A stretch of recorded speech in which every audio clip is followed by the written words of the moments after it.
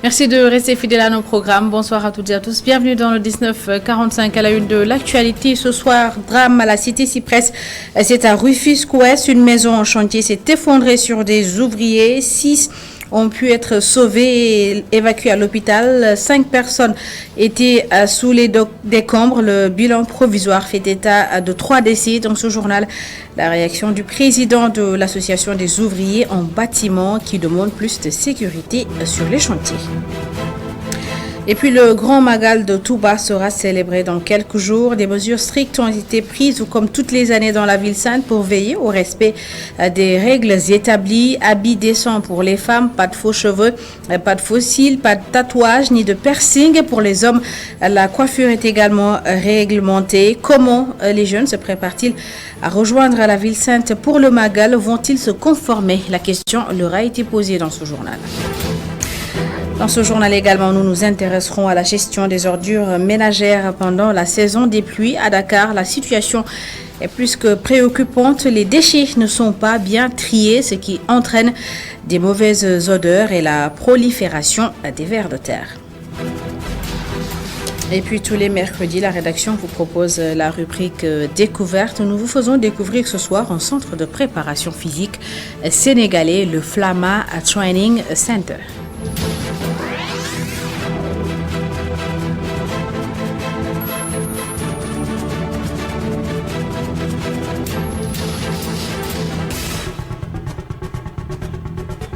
Un véritable drame qui s'est produit ce matin vers 11h. Une maison en chantier s'est effondrée sur des ouvriers à la cité Cyprès. C'est à Rufisque-Ouest. 6 parmi eux ont pu sortir et être évacués à l'hôpital. 5 étaient sous les décombres le matin. Le bilan provisoire fait état de 3 décès. Le président de l'association des ouvriers en bâtiment appelle à plus de sécurité et de vigilance sur les chantiers.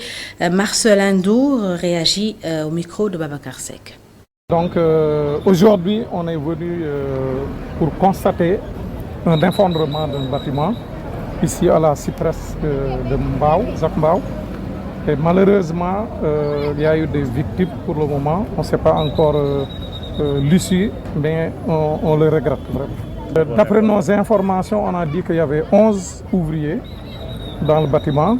On a pu évacuer les 6 vers les hôpitaux et actuellement il y en a 5 qui sont sous les décombres jusqu'à présent. Oui, l'association travaille toujours dans le cadre de la sécurité des ouvriers. Parce qu'on a vu que les ouvriers ne maîtrisent pas la sécurité. Et au chantier, on a dit que la sécurité avant tout. Donc il faut vraiment qu'on forme nos ouvriers partout au Sénégal. Notre association est présente dans les 46 départements du Sénégal.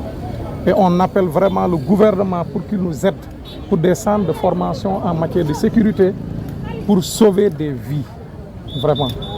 Pour qu'on puisse vraiment former un lot d'ouvriers dans tous les départements. On a choisi 2 ouvriers par département pour le premier module, qu'on puisse les former et eux, ils puissent partir au moins aider les autres sur le terrain. Parce que nous, ça... sur la sécurité. Oui, sur la sécurité. Et parmi les 5 qui étaient sous les décombres le matin, 2 ont été retrouvés sans vie dans l'après-midi. Ce mercredi 23 août également est décédé à Dakar le linguiste, éditeur et économiste Pathé Diagne, né le 7 janvier 1934 à Saint-Louis. Cet intellectuel a été de toutes les batailles pour les langues nationales, notamment aux côtés de ses compagnons Cheikh Anta Diop et Ousmane Sembène. Pathé Diagne avait organisé le fameux colloque qui a permis à Cheikh Anta Diop d'exposer pendant plusieurs nuits sa pensée à l'université de Dakar. Et puis il y a 2 semaines, une embarcation a quitté Mbour avec à son bord des dizaines de candidats à la migration irrégulière. Depuis lors, aucun signe de vie de ces jeunes, une situation inquiétante pour leurs parents qui demandent de l'aide aux autorités. Ngilane Fall est l'un d'eux, il est au micro de notre correspondant à Mbour, Mountaga Kane. Une pirogue qui a quitté il y a 17 jours de cela Mbour et qui a embarqué nos enfants n'a donné aucun signe de vie. On n'a reçu aucune information. C'est pourquoi on est très inquiet. On a alors décidé de demander l'aide des autorités étatiques. Nous demandons qu'ils nous aident, qu'ils envoient des navires ou des avions à la recherche de nos enfants. L'essentiel pour nous, c'est qu'ils aillent à la recherche avant qu'il ne soit trop tard. On a interpellé les Marocains et les Espagnols qui n'ont pas de nouvelles non plus. Après 17 jours de navigation, ils risquent de connaître une rupture de nourriture. Je crains que la faim ne les terrasse. On a vraiment besoin d'une intervention rapide. Avion bi dem ñu jàppale ñu daal ndax ñu mën ñu gisul sunu xale yi. Juróom benn fukki nit yu manqué benn lan. Je vous l'annonçais dans les titres, le Grand Magal de Touba sera célébré dans moins de 15 jours et cette année, comme toutes les autres années, des mesures strictes ont été prises pour veiller au respect des règles établies dans la ville sainte. Pour les femmes, il faudra s'habiller de façon décente, éviter tout ce qui est faux cheveux, faux cils, tatouages et piercing. Et pour les hommes également, certains types de coiffures ne sont pas permis dans les rues de Dakar. Certains jeunes rencontrés par notre reporter disent être prêts à se conformer. D'autres ont pris la décision de ne pas rallier la ville sainte. Reportage Ami Diouf et Moussa Dia. Les fidèles qui doivent se rendre à Touba pour le Grand Magal sont comme d'habitude soumis aux recommandations du Khalif. Malgré les interdictions, certains ne comptent pas s'y conformer. La tête bien coiffée en mode dégradé, ce jeune homme ne compte pas raser ses cheveux qu'il entretient depuis des mois.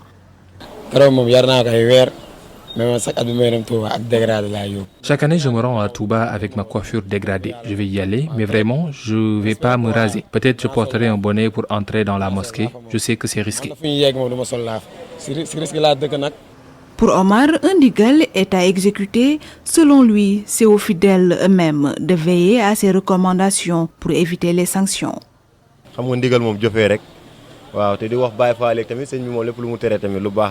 Nous suivrons les recommandations parce que c'est pour la bonne cause. Malheureusement, la plupart des gens qui s'y rendent, c'est juste pour les berder, mais pas pour le pèlerinage. Les Baïfal ne peuvent pas surveiller tout le monde, c'est à nous de prendre notre responsabilité. Certains vont même plus loin, estimant que ces recommandations ne sont pas seulement celles du Khalif, mais elles sont inscrites dans la religion musulmane. Tout est une question de foi. Déjà, la religion nous interdit de telles pratiques, offrant ainsi une opportunité. Personnellement, je prie pour que Dieu me guide sur ce chemin.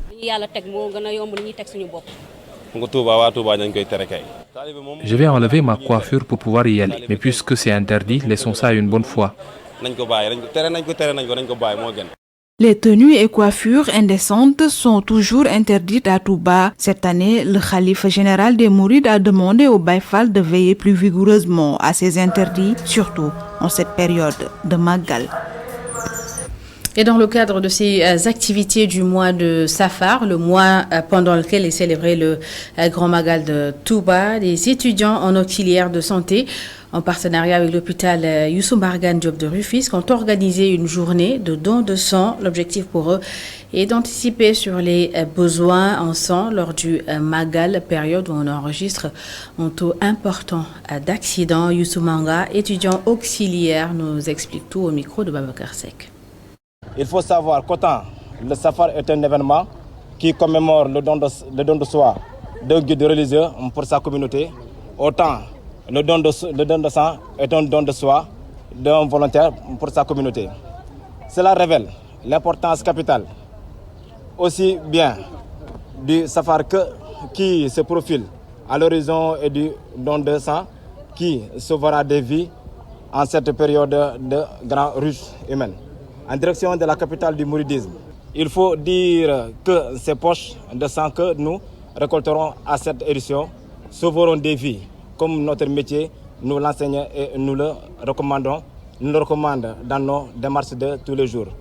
De ce fait, soyons fiers en toute humilité d'avoir dès à présent servi notre chère nation pour avoir donné et faire donner ce que nous avons de plus précieux, à savoir notre sang pour que nos concitoyens qui se trouvent en situation de besoin puissent eux aussi vivre. Lancer un appel aux populations afin de sacrifier à l'exercice de don de sang qui est un acte citoyen, mais aussi aux autorités afin qu'elles utilisent à bon escient les poches de sang au bénéfice des bénéficiaires. Santé toujours, Enda Santé, membre du réseau Enda Tiers-Monde, a organisé une journée de consultation régionale avec les parlementaires de la CEDEAO pour les sensibiliser sur la digitalisation des systèmes de santé et la gouvernance des données sanitaires. C'est dans l'optique de répondre de façon rapide aux urgences sanitaires et d'améliorer surtout la sécurité des populations. Plus de détails avec Mamsene Boubabou. Les données, que ce soit des résultats d'analyse ou IRM, entre autres, sont souvent exposées dans les structures sanitaires. C'est pourquoi Enda Santé sensibilise les parlementaires de la CEDEAO pour qu'on aille vers la digitalisation des données sanitaires. Gisali Turpa, directrice exécutive Enda. Et il est important donc pour nous de savoir, dans un premier temps, où est-ce que l'ensemble de ces données se retrouvent, comment est-ce qu'elles sont collectées, comment est-ce qu'elles sont stockées et comment est-ce qu'elles sont sécurisées. Et pour faire de sorte que l'on puisse ensemble réfléchir à la mise en place d'un cadre réglementaire qui puisse nous assurer justement que toutes ces considérations soient suffisamment prises en charge. Une sensibilisation qui n'est pas tombée dans l'oreille d'un sourd. Le chef de la délégation du parlementaire de la CEDEAO approuve cette initiative. Aimé Affine. Dire que vous pouvez compter sur notre engagement parce que c'est une chose qui intéresse tout le monde, qui interpelle tout le monde. Il faut donc effectivement qu'on aille dans le sens d'une garantie que ce que nous avons laissé là-bas sera tenu secret. Selon le représentant du ministère de la Santé, le Sénégal est déjà dans cette dynamique depuis 2017 et que des ressources financières ont même été mobilisées. Nous avons commencé le travail. Nous sommes en train de voir comment mettre en place un dossier patient qui va voyager avec le patient. Nous sommes en train de voir comment équiper nos centres de santé en télémédecine pour que le patient puisse en tout cas ne se déplacer que quand c'est obligatoire. Donc nous sommes aussi en train de réfléchir sur ce que nous avons comme logiciel, comment les rendre interopérables. La digitalisation du système de la santé va permettre de répondre de manière beaucoup plus urgente et efficace aux urgences sanitaires.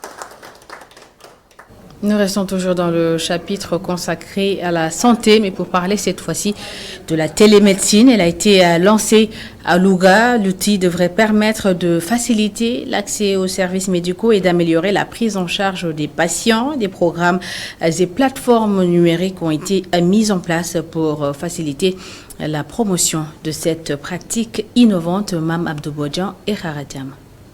C'est une innovation pour les populations de la région de Louga qui ont des problèmes d'accès aux structures sanitaires. La télémédecine qui se développe dans plusieurs régions du pays vient prendre ses marques dans la région du Ndiambour. Il était très difficile pour les populations reculées d'accéder à des prestations médicales et à plus forte raison à des spécialités médicales.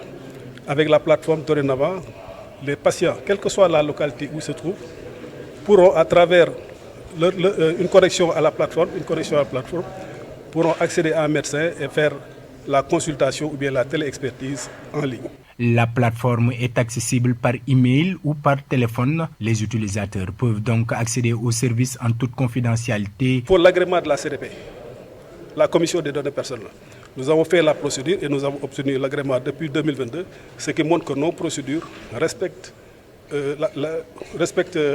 la confidentialité des données de santé. Développée pour favoriser l'accès aux soins de santé à distance, la pratique de la télémédecine se révèle être bénéfique à Louga où il y a une pénurie de médecins et où le système de santé peut souvent être inadéquat.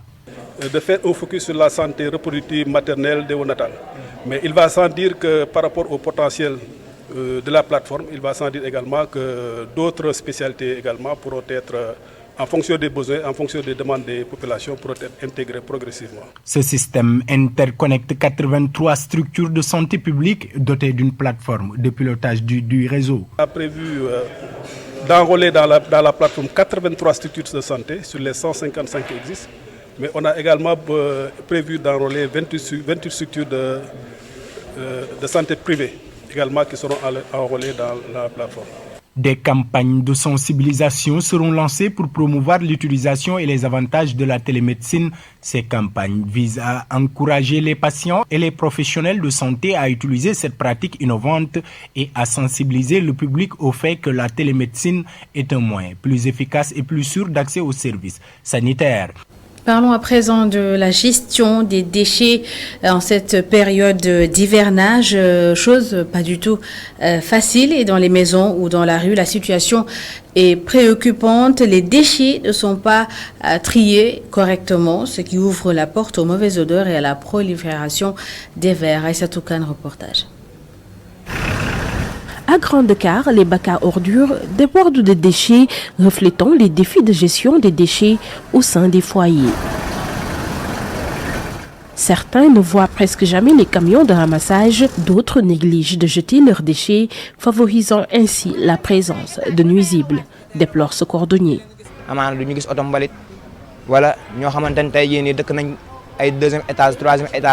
Certains résidents aperçoivent rarement les camions de ramassage des ordures, tandis que d'autres, par négligence, évitent de jeter leurs déchets, créant ainsi un environnement propice aux nuisibles, ce qui peut malheureusement mettre en péril leur santé.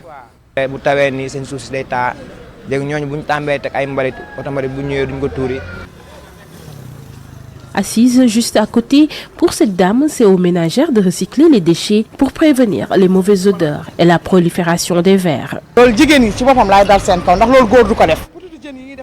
Si les camions de ramassage ne viennent pas, elles n'ont qu'à mettre les restes de nourriture et les entrailles de poisson dans le réfrigérateur ou les mélanger avec de la cendre, car à tout moment, il peut y avoir des vers.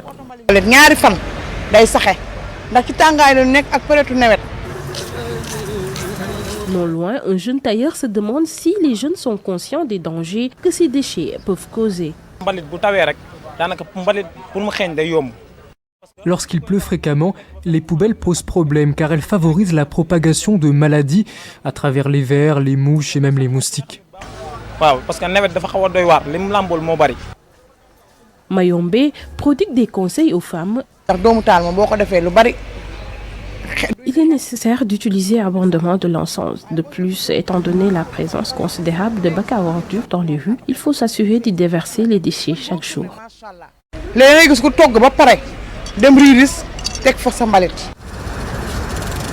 En période d'hivernage, de nombreuses femmes sont aux prises avec des défis de gestion des déchets, ce qui peut malheureusement mettre en péril la santé de beaucoup de citoyens. Et puis tout à l'heure, nous parlions du Magal. Et puis 3 semaines après le Magal, les musulmans célèbrent le Gamou. La ville de Kaolack est en pleine préparation de cet événement. Et c'est dans ce cadre, justement, qu'un CRD spécial a été organisé par les autorités en collaboration avec le comité d'organisation du Gamou à Medina Bay. Et puisqu'on est en plein hivernage, des mesures ont été prises pour un bon déroulement de l'événement. Ousmane Khan, gouverneur de Kaolack, nous explique tout au micro de Sékou Diallo.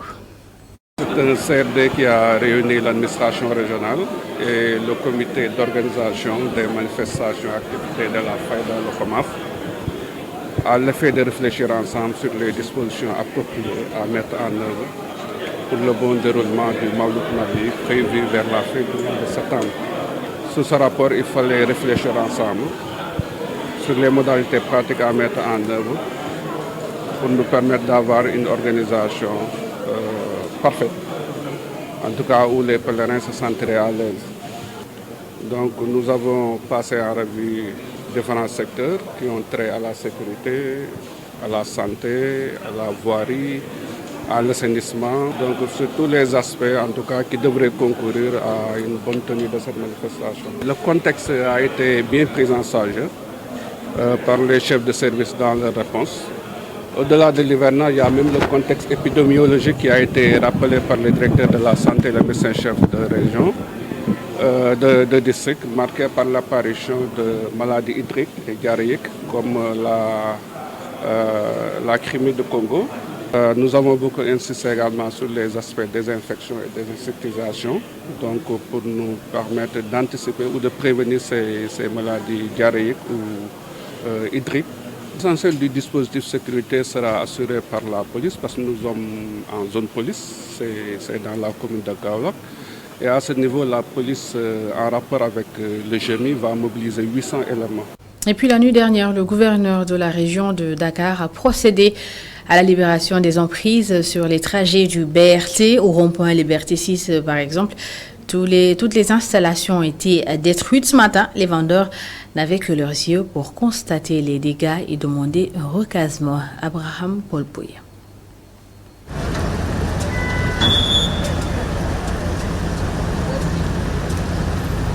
Au rond-point Liberté 6, en cette matinée, la circulation est fluide. Les tabliers, kiosques, marchands ambulants et vendeurs à la sauvette qui constituaient le décor n'occupent plus les lieux. Ils ont laissé leur place aux techniciens de la propreté pour le nettoiement. Le travail des agents de la propreté se fait devant le regard impuissant des marchands déguerpis et la police qui assure la circulation et la sécurité des commerçants visiblement affectés par l'opération de déguerpissement. Je n'étais pas au courant. Les dernières opérations de déguerpissement, je recevais l'information en amont. Hier, les policiers sont venus et ma table a été amenée.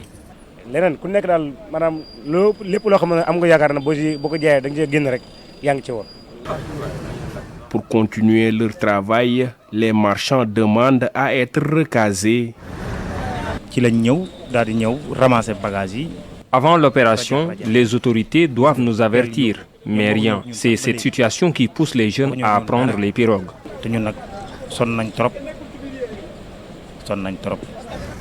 En attendant la réponse des autorités, ces marchands ont planté le drapeau national comme signe d'espoir. Dans l'actualité internationale, le patron de Wagner, Evgeny Prigojine, est mort dans le crash d'un avion privé ce mercredi 23 août dans la région de Tver, en Russie. L'appareil effectuait une liaison Moscou-Saint-Pétersbourg. 10 passagers étaient dans l'avion qui s'est écrasé sans laisser de survivants et le patron du groupe paramilitaire figure sur la liste des passagers, chef du groupe paramilitaire russe Wagner, actif dans certains pays d'Afrique et dans la guerre en cours depuis février 2022 en Ukraine. Il s'est dressé récemment contre l'état-major russe et le ministre de la Défense. En juin, il a mené une rébellion avec ses hommes et pris la direction de Moscou. Il a renoncé à cette mutinerie au bout de quelques heures le 24 juin et selon le professeur en sciences politiques à l'université de Cluj en Roumanie, son élimination n'était qu'une question de temps. Il est joint par Mamadou Gaïkassé. Le décès d'Evgeny Prigojine qui survient aujourd'hui est sans doute le résultat de ses actions antérieures, des actions perpétrées contre l'État russe, contre le régime de Vladimir Poutine. Dès le moment où Evgeny Prigojine a mobilisé le groupe Wagner contre Vladimir Poutine et bien sûr malgré sa réconciliation avec le leader de Kremlin, on sait très bien que le sort de Prigojine était scellé. Et ce qui se passe maintenant, c'est que cette affaire est finalement réglée du point de vue de Vladimir Poutine. Bien sûr que la Russie va prétendre qu'il s'agit d'un attentat terroriste et que c'est la main des Ukrainiens, ce qui est quand même très peu probable. Au niveau des conséquences, il est assez probable que Vladimir Poutine cherchera un remplacement, quelqu'un qui soit plus docile, plus en phase avec lui-même, pour diriger Wagner et pour continuer d'avoir une influence sur ce qui se passe dans les théâtres où les Wagner agissent, voire en Afrique subsaharienne notamment.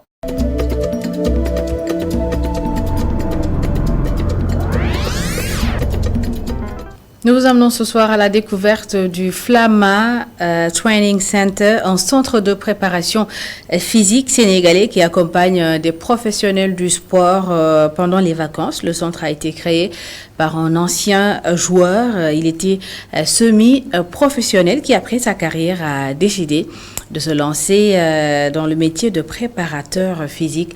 Saïkou Saïdi l'a rencontré pour nous. Regardez.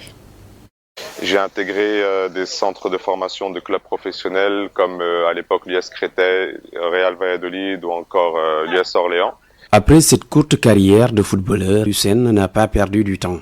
Il lance sa reconversion, mais toujours sur le rectangle vert. En 2020, il embrasse la carrière de préparateur physique. J'ai fait mes formations pendant plus de 6 ans là-bas. Donc j'ai été en internat, en classe de sport-études aussi. Donc j'ai compéti aussi dans le football au niveau donc semi-professionnel et donc voilà, ça a toujours été une passion, mais surtout c'est devenu après mon domaine de prédilection. Je me suis spécialisé dans ça comme j'avais une très grosse expérience dans le football. Durant les vacances, plusieurs joueurs professionnels font recours à ces services et chacun avec son propre objectif. Je peux travailler avec des jeunes joueurs pendant toute l'année, donc ça va être des joueurs qui évoluent dans le championnat local, qui viennent me voir et en complément de leurs séances qu'ils font avec leur club et de leur compétition, je les aide à évoluer aussi sur le plan physique, aussi sur le plan tactique et surtout mental. Pour Flama, l'aspect physique n'est pas forcément le plus déterminant dans la préparation d'un joueur de foot. La différence, c'est que j'arrive à être vraiment spécialisé et à maîtriser le football sur tous leurs aspects. Donc je ne m'attaque pas qu'au physique, c'est-à-dire aujourd'hui on peut être un bon préparateur, mais si on ne connaît pas le sport dans lequel on exerce, ça va être encore plus compliqué parce que dans le football il y aura aussi une notion de tactique, de déplacement et de mouvement. Donc on peut être très bon physiquement, mais si on ne connaît pas la situation du terrain, ça risque encore d'être un peu plus compliqué. Ce qui le passionne le plus, la réussite des athlètes qui ont séjourné dans ce petit terrain privé qu'il loue pour ses séances. Je connais ce sport, j'ai voulu être professionnel, donc je sais les sacrifices qu'il faut et donc je sais le mental qu'il faut. Et ça me fait toujours du bien d'être au contact de ces gens-là. Comme ils apprennent de moi, j'apprends beaucoup d'eux aujourd'hui. Et surtout de le faire aujourd'hui dans ce pays que j'admire tant. Je suis sénégalais moi-même.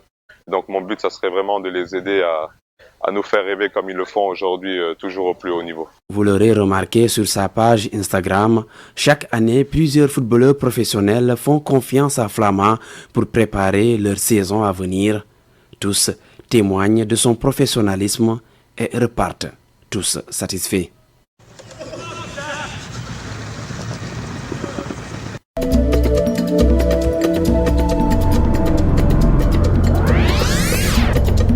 Que ça ait dit merci, c'est la fin de cette édition. Merci à toutes et à tous de l'avoir suivi. Merci de votre fidélité. L'info continue sur notre site internet emedia.sn. Bonne suite des programmes et à la semaine prochaine.